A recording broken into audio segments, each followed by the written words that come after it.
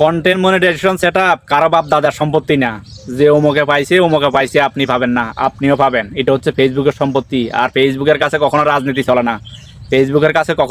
চলে না, ফেসবুক সবাইকে সমান চোখে দেখে।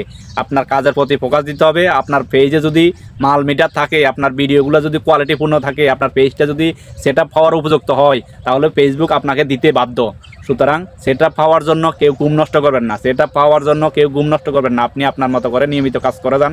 সেটআপ দেওয়ার দায়িত্ব ফেসবুক প্রতি ধাপে ধাপে সেটআপ দিবে। সবাইকে হয়তো একসাথে সেটআপ দেওয়া সম্ভব না, কারণ আগে রিল সেটআপ, ইনস্ট্রিম সেটআপ, এগুলো স্টার সেটআপ, এগুলো ভাগ ছিল, এগুলো ভিন্ন ছিল।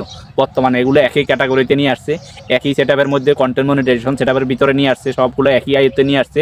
সুতরাং এইগুলো সবগুলো অলরাউন্ডার সাইট পাওয়ার জন্য, ইনকাম করার জন্য আপনার পেজটা, আপনার প্রোফাইলটা কতটা উপযুক্ত সেটা আপনাকে দেখতে হবে। আপনার প্রোফাইলটা যদি, আপনার পেজটা যদি উপযুক্ত না হয়, তাহলে কীভাবে দেওয়া সম্ভব?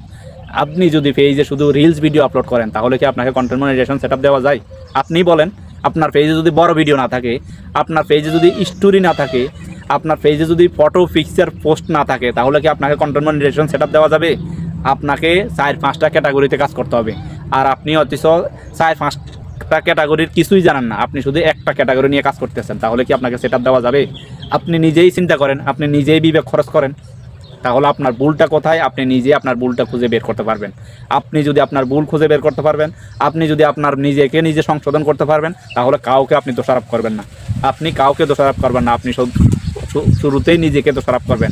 আগে নিজের ভুল, নিজের দোষ, নিজের কোথায় ঘাটতি আছে সেটা খোঁজার চেষ্টা করেন। তারপর আপনি ফেসবুকের দোষ ধরবেন, ফেসবুকের ভুল ধরবেন। আপনাকে 4-5টা ক্যাটাগরিতে কাজ করতে বলা হয়েছে, রিলস ভিডিওতে, বড় ভিডিওতে, তারপরে আপনার স্টোরিতে, ক্রিয়েট পোস্টে, পিকচারে, সব সাইটগুলো আপনাকে সেম লেভেলে কাজ করতে হবে। আপনি একটা সাইট নিয়ে করে আসেন, তাহলে ফেসবুক আপনাকে কীভাবে সেটআপ দেবে? সেটআপ পাওয়ার জন্য আপনার পেজটা, প্রোফাইলটা উপযুক্ত হতে হবে। আপনাকে সব ক্যাটাগরিতে, আপনার যে সাইটগুলো আছে ওই সাইটগুলোতে সবগুলোতে কাজ করতে হবে। নিয়ম গাইডলাইন মেনে যদি কাজ করেন, ফেসবুক আপনাকে সেটআপ দিতে বাধ্য। কারণ এইখানে আপনাকে সেটআপ দিলে ফেসবুকের কোনো ক্ষতি হবে না, ফেসবুকের কোনো লস হবে না। আপনার ভিডিও করে দিতে গেলে অবশ্যই এখানে অ্যাড চলবে, আর অ্যাড চলবে, আপনারও ইনকাম হবে, ফেসবুকের ইনকাম হবে। ফেসবুকের যেখানে ইনকাম হবে সেখানে ফেসবুক আপনাকে দিতে বাধ্য। অবশ্যই ফেসবুক আপনাকে দিতে বাধ্য। ফেসবুক শুধু ইনকাম নিজে একা ভোগ করবে না, আপনার ভিডিও থেকে ফেসবুক ইনকাম করবে অ্যাডের মাধ্যমে, ওই অ্যাডের কিছু অংশ আপনাকে দেবে। সুতরাং আপনাকে কেউ হতাশ করবে না, কিন্তু আপনি উপযুক্ত হতে হবে। আপনি নিজে আপনার পেজ, প্রোফাইল এগুলো উপযুক্ত করতে হবে। কোথায় কোন ঘাটতি, কোথায় কোন সমস্যা, এগুলো আপনাকেই খুঁজে বের করতে হবে। ফেসবুক আপনার চোখ আঙ্গুল দিয়ে দেখিয়ে দেবে না, আপনাকে রাস্তা দেখিয়ে দেবে না, এই রাস্তায় হাঁটো, এই রাস্তা করো, এইটা করো, এটা ভুল, এটা শুদ্ধ, কখনো বলবো না। কেউ কাউকে সময় দেয় না, আপনার সময় আপনাকে খুঁজে বের করতে হবে, আপনার ভুল আপনাকে সংশোধন করতে হবে। সুতরাং আপনি যদি এখান থেকে সফল হতে চান, অবশ্যই আপনি গাইডলাইনগুলো, নিয়মগুলো মেনে কাজ করার চেষ্টা করবেন, নিয়মগুলো জানার, বোঝার চেষ্টা করবেন, তাহলে আপনি সফল হওয়া, আপনাকে কেউ দমিয়ে রাখতে পারবে না, কেউ আটকে রাখতে পারবে না আপনার সফলতা। ভিডিওটা কেমন লেগেছে অবশ্যই লাইক, কমেন্ট, শেয়ার করতে বলবেন না। ভালোবাসা দিয়ে সবসময় পাশে থাকবেন, একজন আরেকজনের পাশে থাকবেন। সামনে আসা ভিডিওগুলো দেখার চেষ্টা করবেন। কারো ভিডিও 5 সেকেন্ডের আগে স্কিপ করবেন না, অন্ততপক্ষে আপনার হাতে সময় না থাকলেও 5 সেকেন্ড, 10 সেকেন্ড, তবে পুরো ভিডিও দেখার চেষ্টা করবেন। 5 সেকেন্ডের আগে যদি আপনি কারো ভিডিও 2 সেকেন্ড, 3 সেকেন্ড, 1 সেকেন্ড দেখে স্ক্রল করেন, তাহলে ফেসবুকের কাছে আপনার কোনো ভ্যালু থাকে না।